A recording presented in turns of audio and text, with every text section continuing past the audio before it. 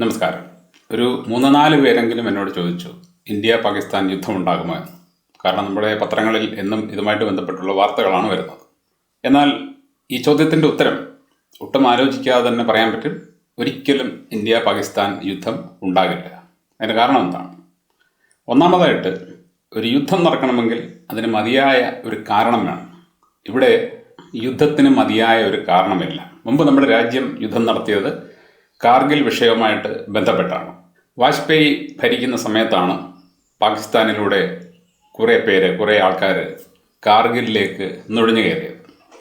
അങ്ങനെ നുഴഞ്ഞു കയറും, അവിടെ ഒരു കയറ്റം നടക്കും എന്നുള്ള ഒരു ഇൻ്റലിജൻസ് ബ്യൂറോ റിപ്പോർട്ട് വാജ്പേയിക്ക് മുൻകൂർ തന്നെ കിട്ടിയിരുന്നുവെന്നും, പക്ഷേ അദ്ദേഹം അതിന്മേൽ നടപടിയെടുത്തില്ല എന്നും. കാരണം അദ്ദേഹം ആ സമയത്ത് പാകിസ്ഥാനുമായിട്ടുള്ള ബന്ധമൊക്കെ വളരെയധികം സൗഹൃദത്തിലാക്കാൻ വേണ്ടി ഒരു ലാഹോർ ബസ് യാത്ര പ്ലാൻ ചെയ്തിരുന്നു. അപ്പോൾ അത് നടപ്പിലാകുന്ന സമയത്താണ്, അല്ലെങ്കിൽ അതിൻ്റെ പ്രവർത്തനങ്ങളുമായിട്ട് അദ്ദേഹം സജീവമായിട്ട് മുമ്പോട്ട് പോയിക്കൊണ്ടിരിക്കുന്ന സമയത്താണ് ഈ നുഴഞ്ഞുകയറ്റം സംഭവിക്കുന്നത്.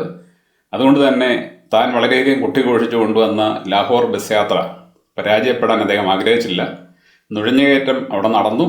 എല്ലാം കഴിഞ്ഞിട്ടാണ് ഇന്ത്യ രംഗത്തിറങ്ങുന്നത്. ആ സമയത്ത് ഇന്ത്യൻ ആർമിയുടെ മേധാവിയായിരുന്നത് ജനറൽ മല്ലിക് ആയിരുന്നു എന്നാണ് എൻ്റെ ഓർമ്മ.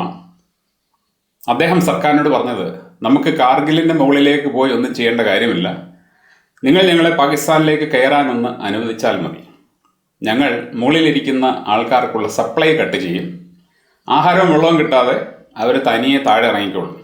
ഒരാളുടെ പോലും രക്തം ചീന്താതെ ഈ പ്രശ്നം പരിഹരിക്കാൻ ഞങ്ങൾക്കങ്ങനെ സാധിക്കും എന്ന് ജനറൽ മല്ലിക് ആ സമയത്ത് വാജ്പേയിയോട് പറഞ്ഞെങ്കിലും വാജ്പേയി പാകിസ്ഥാനിലേക്ക് കയറാൻ അനുമതി കൊടുത്തില്ല. പിന്നെ നടന്നൊക്കെ നമുക്കറിയാം.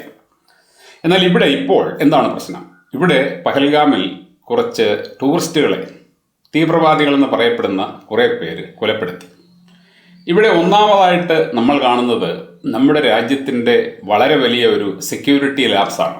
നിങ്ങൾക്കറിയാം, കാശ്മീർ എന്ന് പറയുന്നത് സ്ഥിരമായിട്ട് തീവ്രവാദി പ്രശ്നമുള്ള ഒരിടമാണ്. അവിടുത്തെ ഒരു ടൂറിസ്റ്റ് സ്പോട്ടിന് മതിയായ സുരക്ഷ ഒരുക്കാൻ എന്തുകൊണ്ട് ഈ സർക്കാരിന് സാധിച്ചില്ല എന്ന വലിയ ചോദ്യം അവിടെ നിൽക്കുന്നുണ്ട്.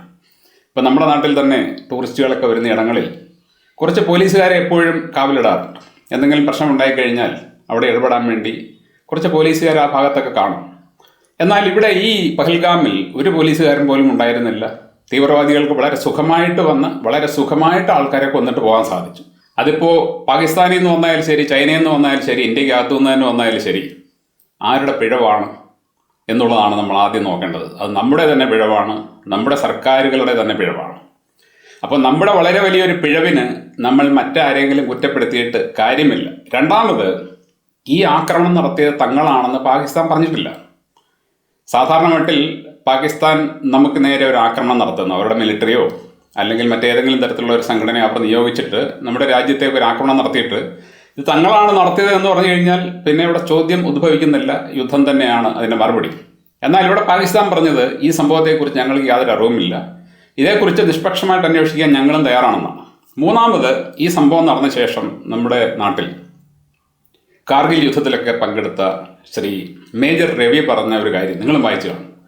അദ്ദേഹം പറഞ്ഞത് ഇത് പാകിസ്ഥാനിൽ നിന്നുള്ള ആക്രമണമൊന്നുമല്ല, ഇന്ത്യക്കകത്തു നിന്ന് തന്നെയുള്ള ഒരു ആക്രമണമാണ്.